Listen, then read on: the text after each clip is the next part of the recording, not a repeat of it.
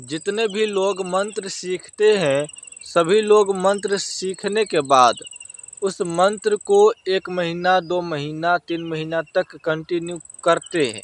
इसके बाद उस मंत्र को धीरे धीरे या तो कम करते हैं या फिर भूल जाते हैं। बहुत लोग तो ऐसा होता है कि मंत्र का 2-3 शब्द ऐसा है जो भूल जाते हैं, या महीना 2 महीना तक तो पढ़ते ही नहीं है।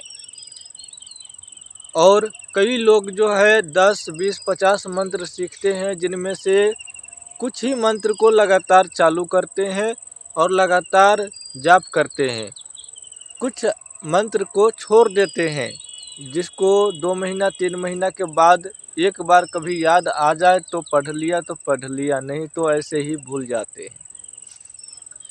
इससे क्या जीवन पर प्रभाव पड़ता है, यह जानना जरूरी है कि जो मंत्र को हम उठाए हैं, उस मंत्र को आज उसको उठा रहे हैं, कल जो है उसको छोड़ देंगे, कल किसी और मंत्र को उठाएंगे, क्या इससे प्रभाव पड़ता है कि नहीं, और पड़ता है तो कितना पड़ता है, यह सब जानकारी सबको नहीं हो सकता है। लेकिन जो इसका काम किया है, जो पुराने साधक है, जिनको अनुभव है, वो ज़रूर आपको इसके बारे में राय दे सकता है।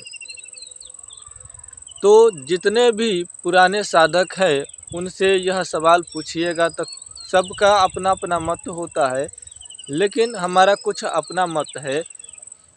जैसे ही आप किसी मंत्र को उठाते हो और उस मंत्र को 1-2 महीना 3 महीना तक करने के बाद उसको भूल जाते हो, या करते ही नहीं हो, 3-3 महीना तक छोड़ देते हो, कई लोग छोड़ देता है, तो इसमें क्या होता है, जो शक्ति आपके पास रहते हैं, वो मंत्र की पावर जो आपके पास रहते हैं, वह मंत्र तो रहता ही है, पावर भी रहता है, बाकी कम हो जाता है।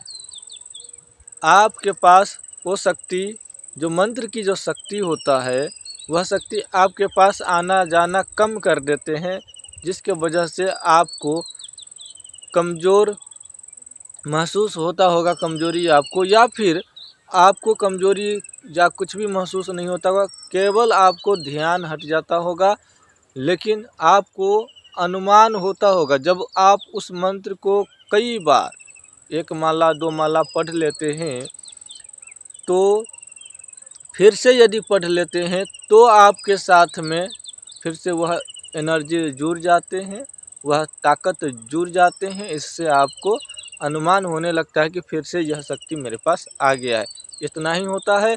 और कई लोगों को मंत्र को छोड़ देने से हानि होता है, बीमार पड़ जाते हैं, नाना प्रकार की शरीर में पीड़ा हो जाते हैं, नहीं तो उसके घर में हो जाते हैं, इस प्रकार के होते हैं। तो इस प्रकार का कुछ भी ऐसा ना हो, इसके लिए एक दूसरा मंत्र होता है।